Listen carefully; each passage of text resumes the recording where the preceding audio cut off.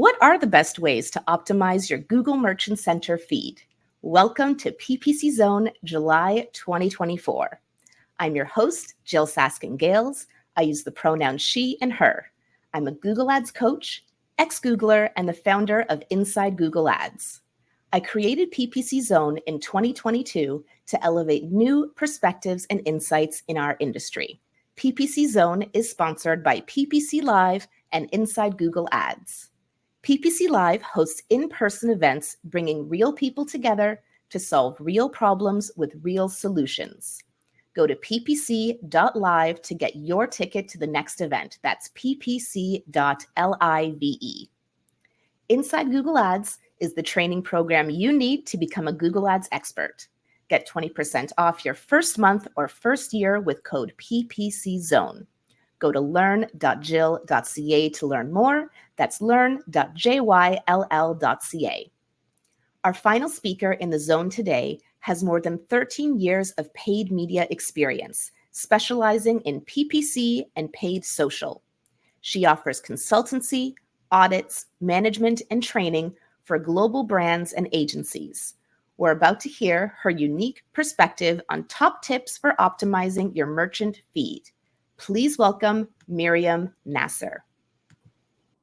Hi, everybody. So today I will be taking you through my top 3 tips for optimizing a merchant feed, which is the information I normally share to many people across the communities I tend to write in, as well as just in general chats and conversations with many clients and agencies. So a little bit about me. So I am a PPC specialist, as Jill said. I'm also a gamer and a crafter by night. I've been working in PPC since 2010. I've worked across lots of clients, and I also got shortlisted this year for Digital Marketeer of the Year 2024.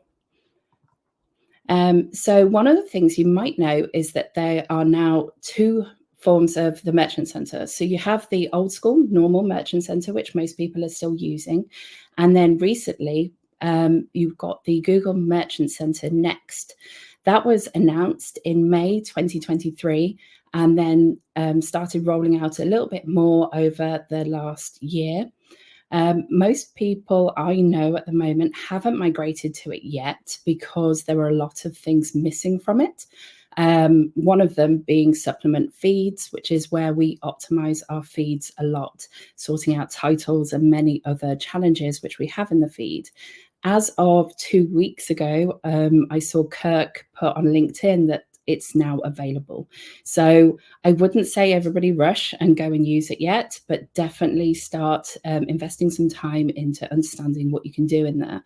There are some great features like AI product images, and also they do site scrapes, which the normal Merchant Center doesn't do at the moment. So it's definitely something to start looking into, but be careful and make sure everything's in there before you migrate over.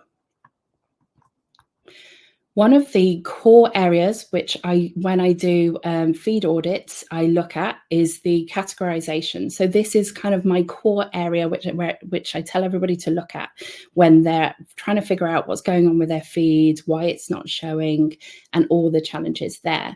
And in the initial area, it is the Google product category. So anybody who's looked in a feed before, you'll be like, what's a Google product category? Normally, this is passed from the feed, the back-end feed from the website. However, a lot of websites which aren't on the normal platforms like Shopify have to be manually added. And I have found many a very large retailer who don't pass these through.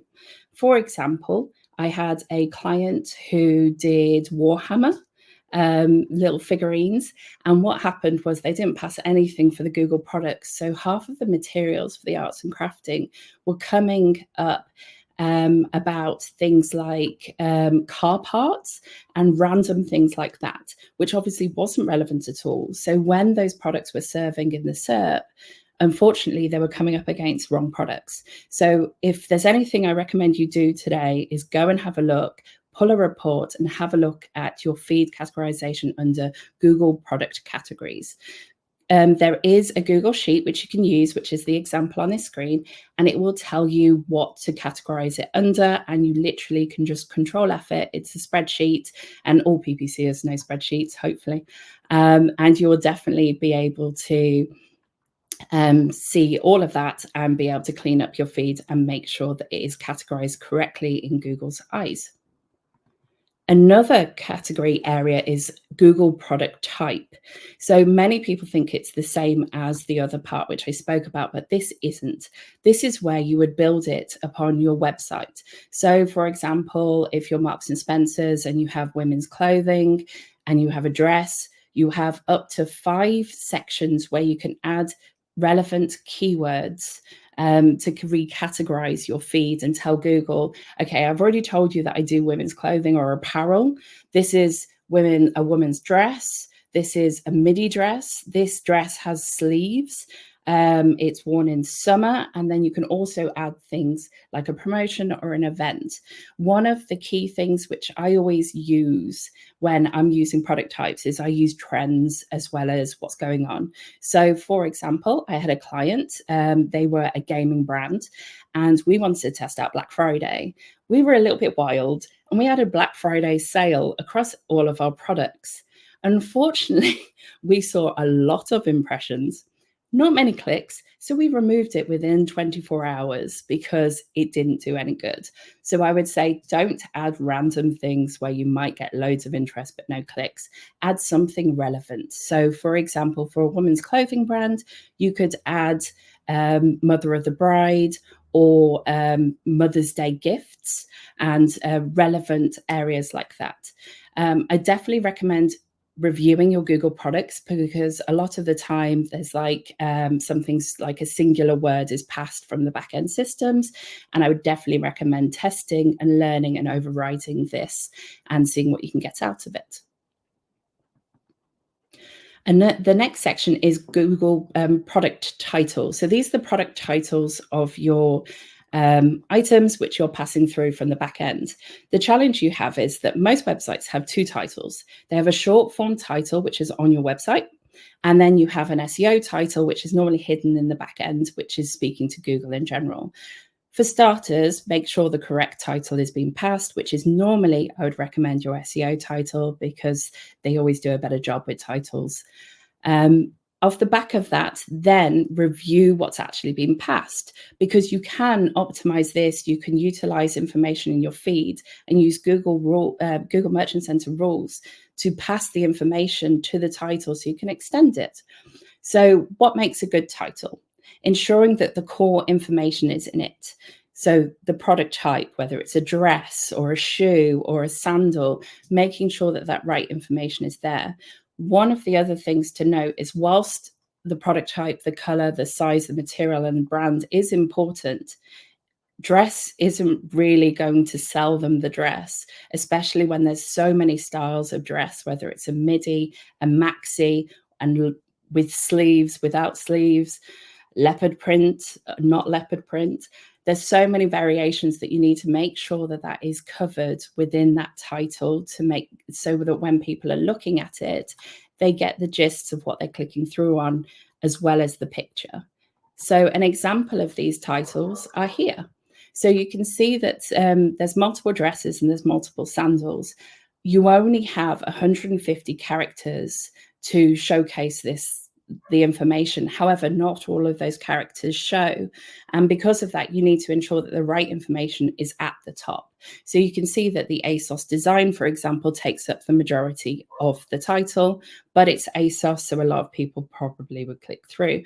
Whereas if I'm looking for a halter neck dress, and this halter neck dress is showcasing and literally tells me it's halter neck, it's very likely I'd click on that. Similar with sandals. So you can see on the right, this is a mobile search. The core information, women's vegan leather cross strap sandal. If I'm looking for something similar to that straight away, seeing that and the terminology of vegan, if that's something which I'm looking for, is absolutely perfect. And that's how you get a strong click-through rate. when testing your titles, just make sure that you test sections and don't just try and, recreate the wheel and create everything and change everything at once, because you actually want to learn from it. So just make sure each time you're reviewing, you're testing each section and then move on to the next.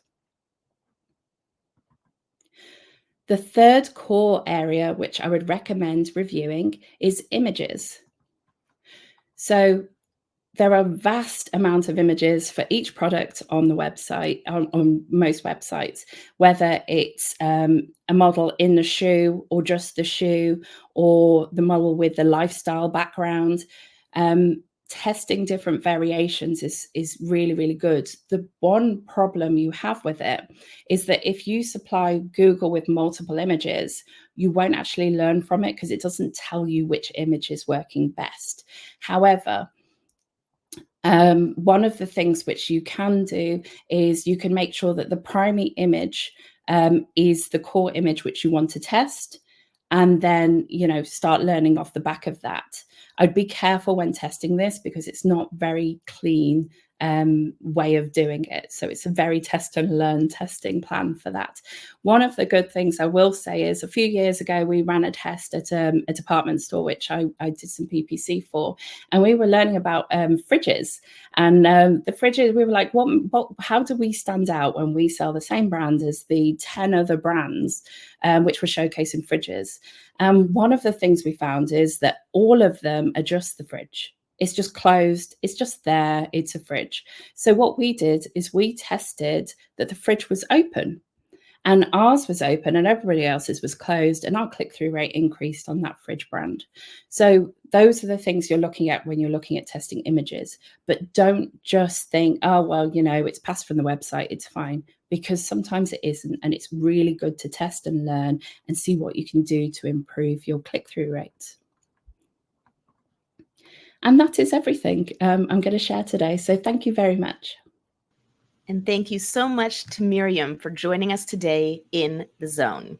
And if you would like to connect with Meriem Nacer, you can find her on LinkedIn. Our next event will be on August 13th, 2024 at 8 a.m. Pacific, 11 a.m. Eastern, 4 p.m. UK, 8:30 p.m. India time. We look forward to seeing you there on YouTube, LinkedIn, TikTok, or Instagram. To learn more about PPC Zone and our wonderful speakers today, or to apply to speak at an upcoming event, visit ppc.zone. I'm your host, Jill Saskin-Gales. You can find all of us on LinkedIn, and be sure to follow me to stay up to date on future events. I look forward to seeing you next time in the Zone.